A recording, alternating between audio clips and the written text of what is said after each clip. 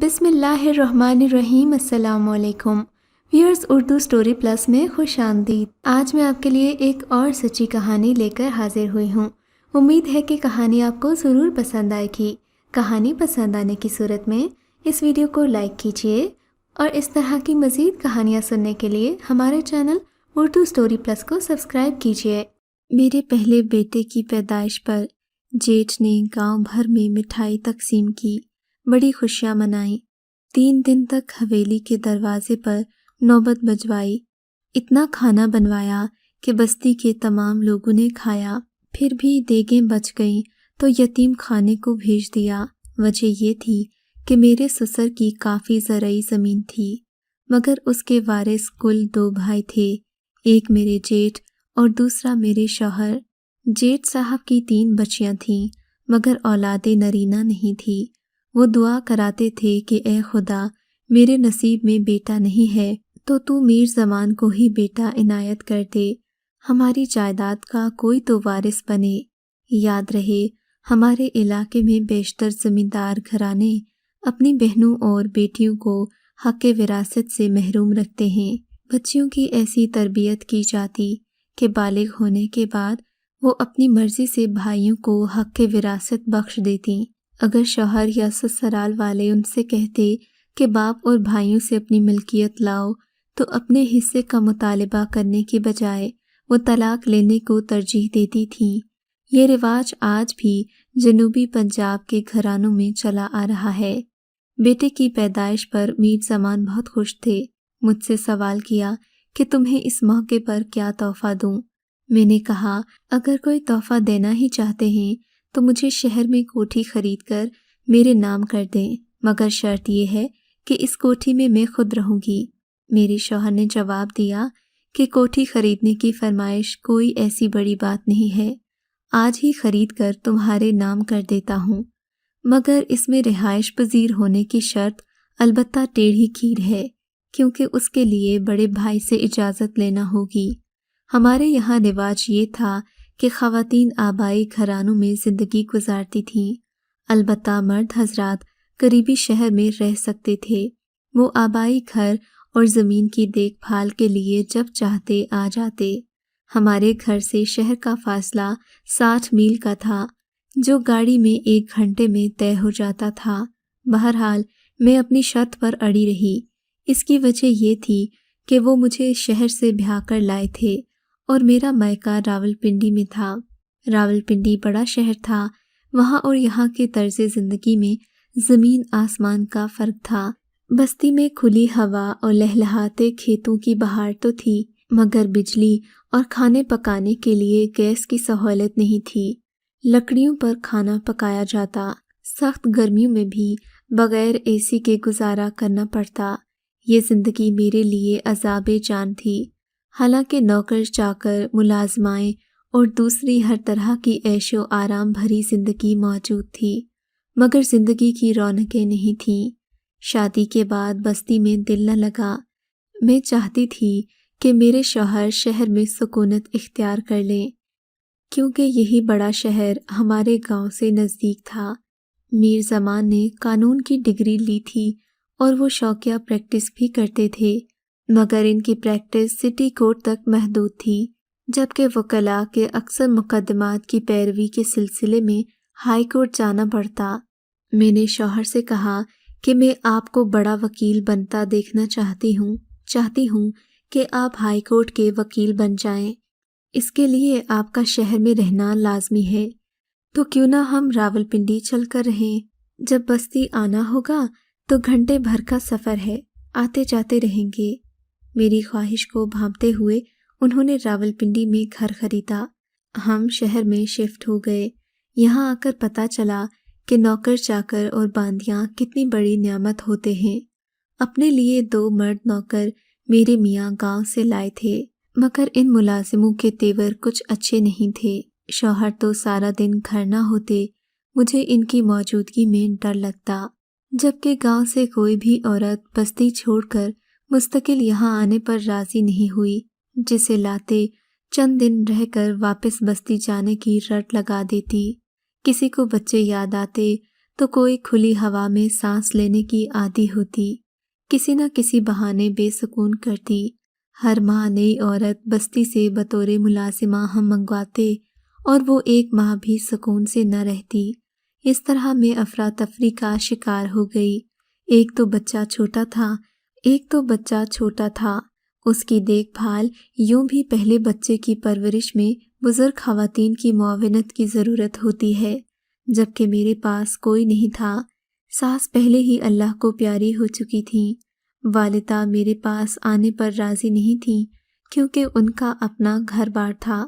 چھوٹی بہنیں کالج میں زیر تعلیم تھیں، وہ بھی نہ آتیں۔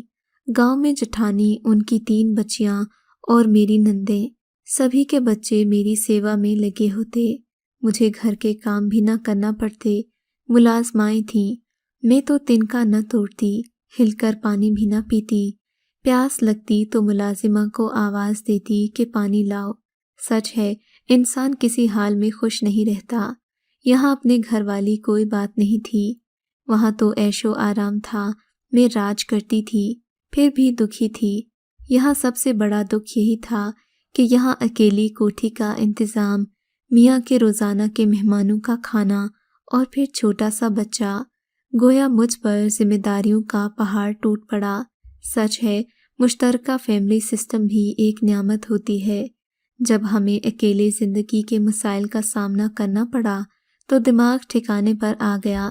راولپنڈی میں ملازمہ جو بھی ملی وہ مطلب کی نہیں تھی، اپنی مرضی سے آتی جاتی۔ انہیں پیسوں کی تو پرواہ نہیں تھی، ذرا سی بات کہہ دو تو کام ہی چھوڑ کر چلی جاتی، پھر دوسری کا تردد کرنا پڑتا، نئے سرے سے کام سمجھانا پڑتا۔ مہمان زیادہ آ جاتے تو ان کی بڑبڑ شروع ہو جاتی، ان کے تو مزاج ہی نہ ملتے۔ ہم اس قسم کے ملازمین کے عادی نہیں تھے۔ گاؤں میں تو جو کہو، ہمارے خدمتگار سر جھکا کر ہر حکم کی تعمیل کرتے تھے۔ میں بہت جلد تنگ آ گئی۔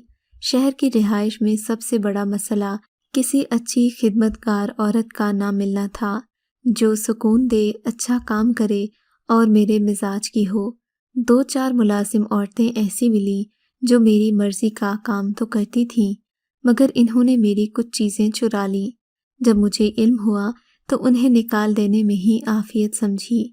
ابھی یہ مسئلہ چل رہا تھا کہ اللہ نے دوسری بار گود ہری کر دی۔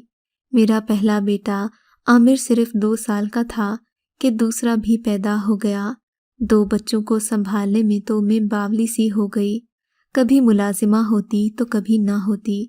ایک دن میں نے اللہ سے دعا کی کہ اے اللہ، مجھے کوئی خدمتگار عورت ہی دے دے، 100 نفل نماز شکرانہ ادا کروں گی۔ اللہ نے میری دعا سن لی۔ ان دنوں میرے گھر میں جو عورت صفائی کرنے آتی تھی، اس نے کہا کہ ہمارے محلے میں ایک عورت ہے، وہ اپنی 11 سالہ بیٹی کو کسی شریف گھرانے میں کل وقتی ملازمہ کے طور پر رکھوانا چاہتی ہے۔ اگر آپ کہیں تو اس لڑکی کو کل ساتھ لے آؤں۔ اندھا کیا چاہیے 2 آنکھیں، فوراً لے آؤ، میں نے جواب دیا۔ اگلے روز گلبہار اپنے ہمراہ ایک اور بچی کو لے آئی۔ بچی کو پہلی نظر میں دیکھا تو مجھے اچھی لگی، کچھ سہمی ہوئی غربت کی ماری تھی، مگر چہرہ شہزادیوں جیسا تھا۔ اتنی حسین لڑکی اس عورت کی تو نہ تھی۔ میں نے اس کی سانولی اور قدرے موٹی ماں کی طرف دیکھ کر سوچا، ماں کی شکل بری تو نہیں تھی، مگر لڑکی اپنے حسن میں کمال تھی۔ میں نے کہا، کیا تمہاری بیٹی ہے؟ کہنے لگی، ہاں بیگم صاحبہ، یہ میری ہی بچی ہے۔ میں نے کہا، لگتا ہے اس کا باپ خوبصورت ہوگا۔ کہنے لگی، بی بی جلدی سے تنخواہ طے کر لیں، میرا خاوند باہر کھڑا ہے، ہمیں جلدی جانا ہے۔ میں نے کہا، کیا تمہارا شوہر ساتھ آیا ہے؟ کہنے لگی، جی، میں اکیلی واپس کیسے جاتی، ہم لوگ کافی دور سے آئے ہیں۔ کہنے لگی، میں اس کی تنخواہ کے 6,000 لوں گی، مہینے میں بس 1 دن کے لیے لے جاؤں گی، صبح لے جاؤں گی اور شام کو واپس چھوڑوں گی، یہ اپنے بہن بھائیوں سے مل لے گی۔ میں نے کہا، مجھے منظور ہے، اب تم اسے چھوڑ جاؤ، میرے گھر کے ماحول کے بارے میں بے فکر ہو جاؤ۔ اماں گلبہار 6 ماہ سے میرے پاس کام کر رہی ہے، ہمارا ماحول جانتی ہے۔ میں نے اسے اطمینان دلایا، میں نے اسے ایڈوانس بھی دیا، 2,000 روپے تھمائے تو خوش ہو گئی۔ گھر سے نکلی تو گیٹ بند کرنے سے قبل میں نے جھانک کر دیکھا۔ اس کا خاوند کالا بھدا، ناٹا اور ایک بدشکل آدمی تھا۔ اف خدایا، کیا یہی اس پری چہرہ کا باپ ہے؟ میں نے دل میں سوچا، یہ تو ہرگز نہیں ہو سکتا۔ خیر، اس بچی کے آنے سے مجھے بہت سکون ملا۔ روپے پیسے کی کمی نہیں تھی، سکون چاہیے تھا۔ یہ جو بھی فرمائش کرتی میں پوری کر دیتی۔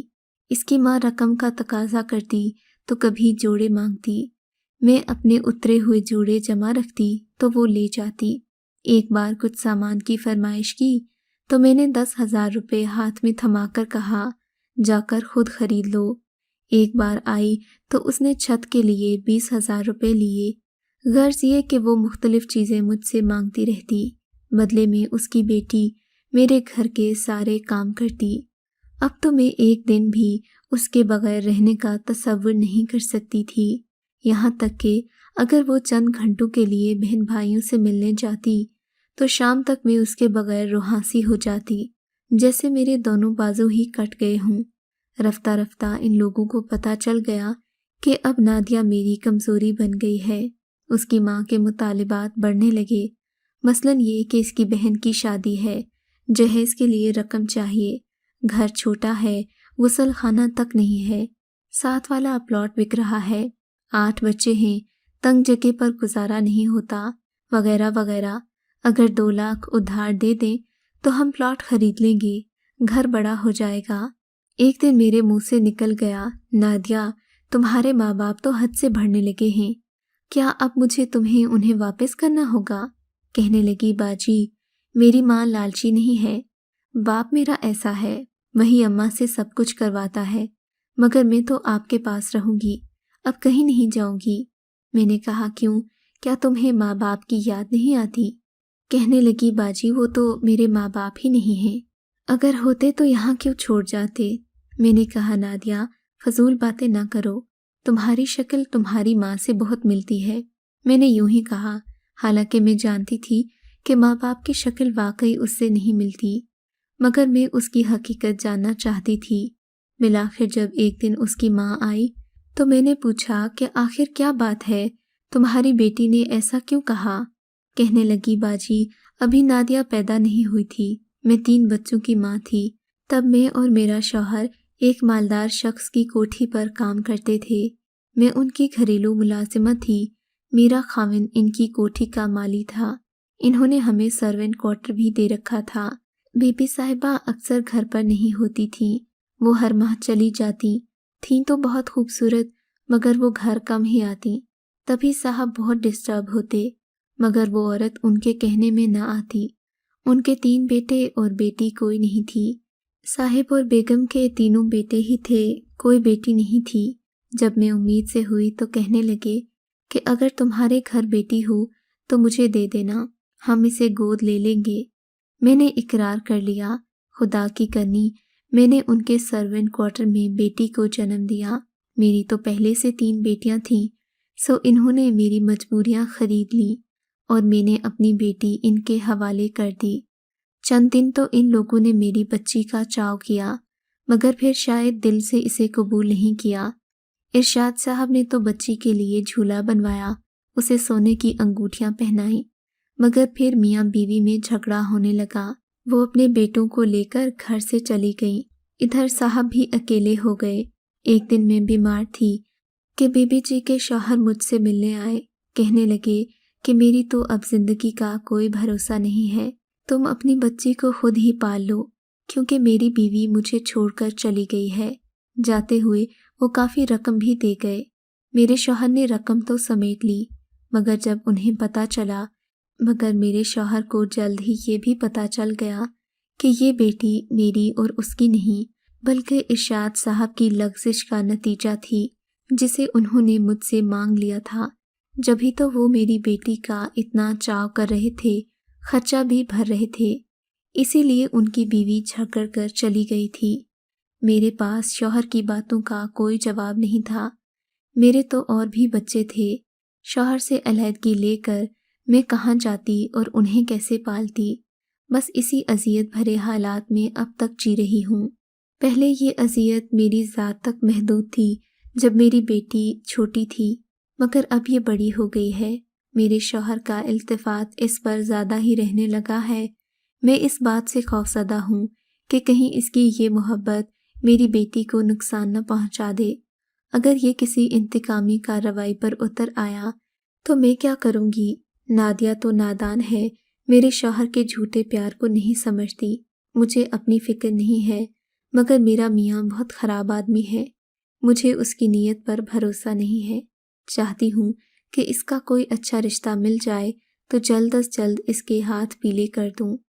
اس کی یہ کہانی سن کر میں نے کہا، تم دکھی ہو، میں تمہارا ساتھ دوں گی، تمہاری بیٹی کو بہانے میں تمہاری مدد کروں گی۔ میں نے اسے کچھ رقم دی اور کہا، فکر نہ کرو، تمہاری لڑکی میرے گھر میں محفوظ ہے، یہاں اس کا کوئی بال بیکا نہیں کر سکتا۔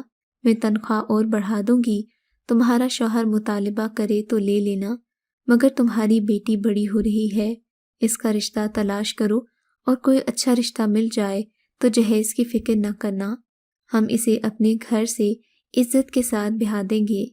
اس عورت نے مجھے دعائیں دیں۔ اس کے بعد 4 سال تک نادیہ میرے ساتھ رہی۔